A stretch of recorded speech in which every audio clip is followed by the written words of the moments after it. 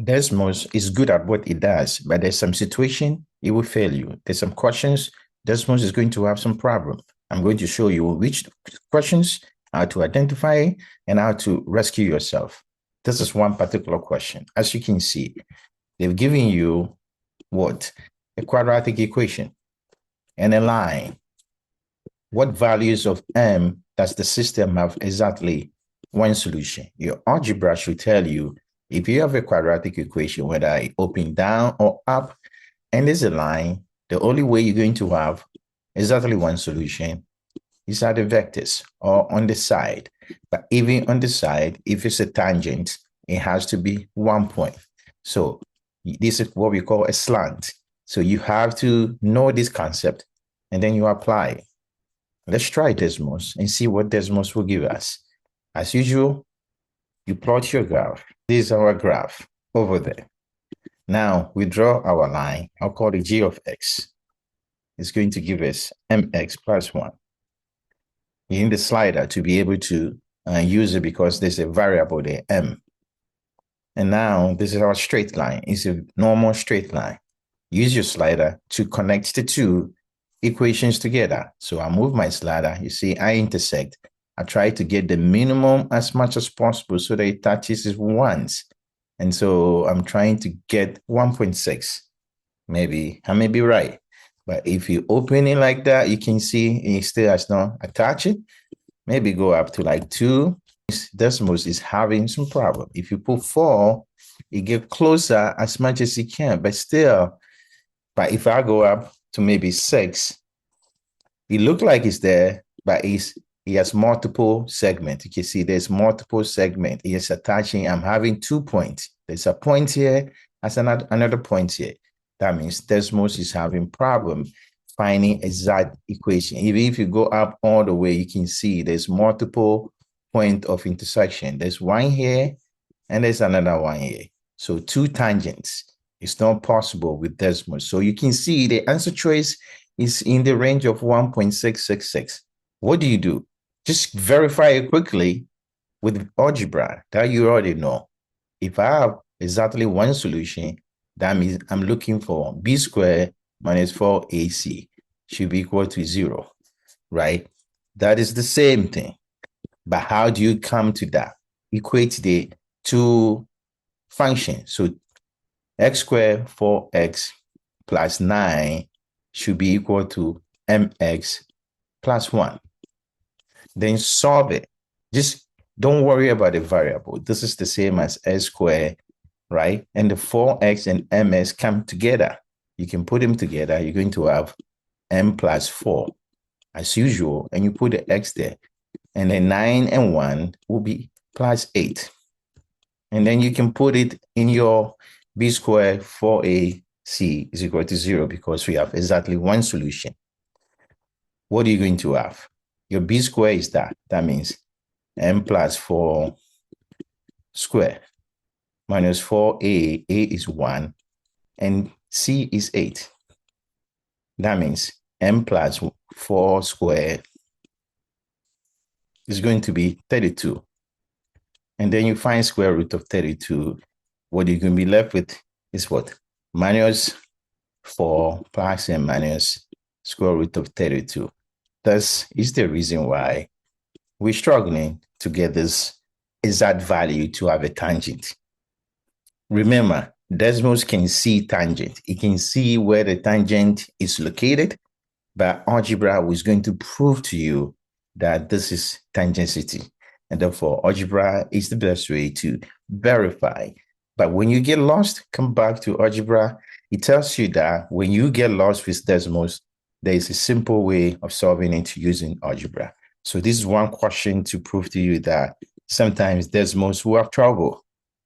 I love this question because this is one of the areas that when you see it, if I'm taking the SAT, I see this function, I'm running away from Desmos because no matter what I do, the exponents are higher than squares. After s raised to 4, the function doesn't work well with Desmos, especially this. You can see they've given you the equation. This is the same as regular quadratic equation. They just increase the exponents.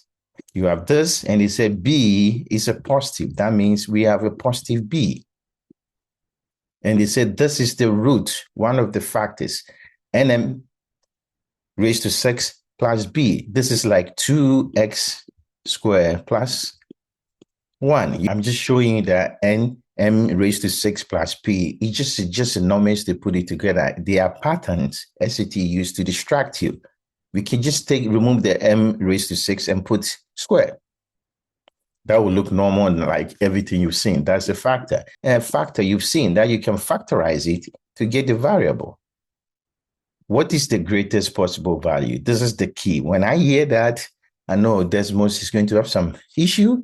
I have to help Desmos with some algebra. Let me show you two things. As usual, if you see the question and say, oh, I can use Desmos to solve it, you most likely will do this. This is what 99% of students will do, right?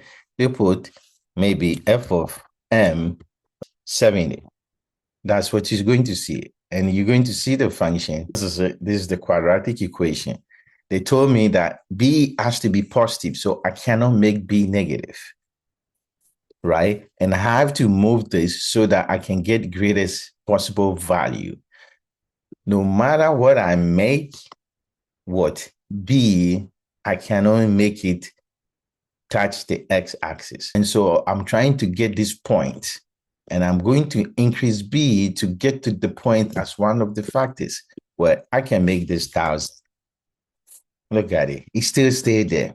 I can make it 1 million, multiple 0. It doesn't want to change anything. It just stay. It will never get to the x-axis. Why? M raised to the power 6 can never be negative. It's going to be always positive. Why? The square will cancel it out. And because of that, all these functions will be positive. And therefore, this will remain above the x-axis. You're not going to get a point no matter what you do. The second thing you will say is, okay, maybe let me cut down this.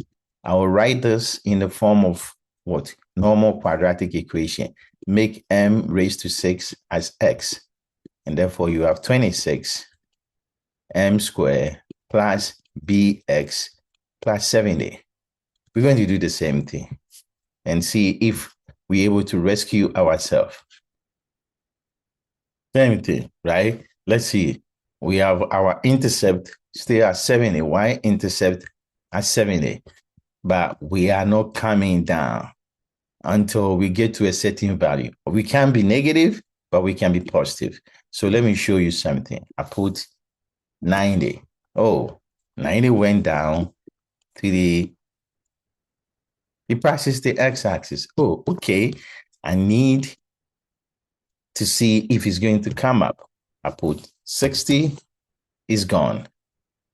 So what this tells me is 85.3 is the minimum, right? Any little thing, if I increase it probably to 5, you see it go below the x-axis and it cut through the x-axis. And we have our root being indicated here. But guess what? If we think B is 85.5, look at it.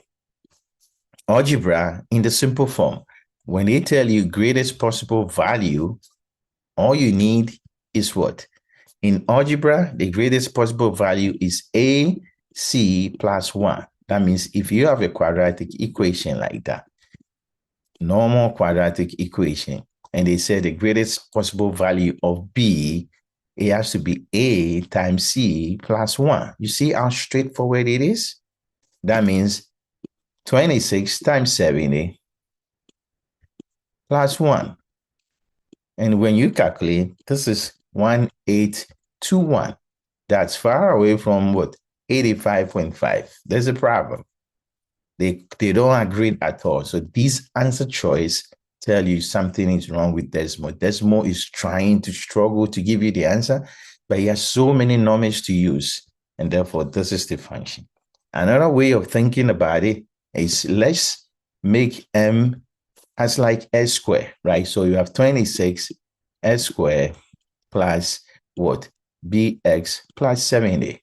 And you can factor these times this, when you factor, most of the time it's going to be 26 m, 26 m plus 1. Then we have m plus 70. This is the factorization you're going to have.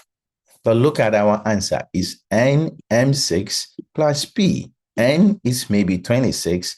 M6 is the same as the m. We just replace the s squared, right? So I can put it here like that. And then this is this. Then nm, this is 1m6 plus 70. So this is equivalent to that and that. And those are our roots. The two roots are those information that we have. They are not 85.5. They are higher. And the greatest possible thing that can give you B is what? 1821. You're not going to have it over here. This is how you can know Desmos is in trouble. It can solve it, but it's having problem. It's using all possible values. And the fact that the numbers are too high and m raised to 6 cannot cross the x-axis, this is the situation you have. And so that's the second question.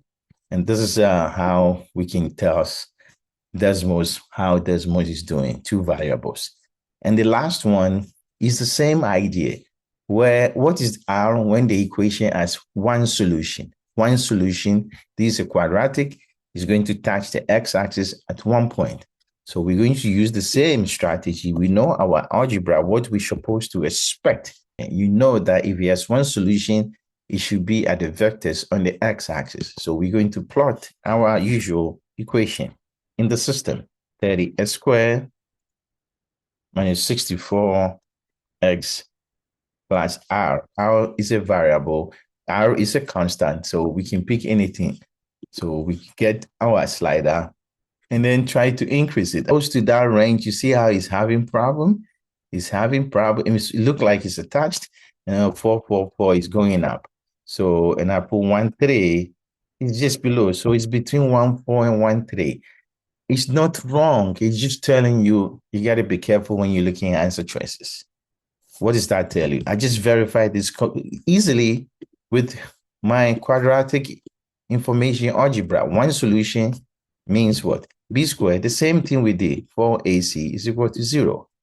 You do this, you get 64 squared is equal to what? 4130.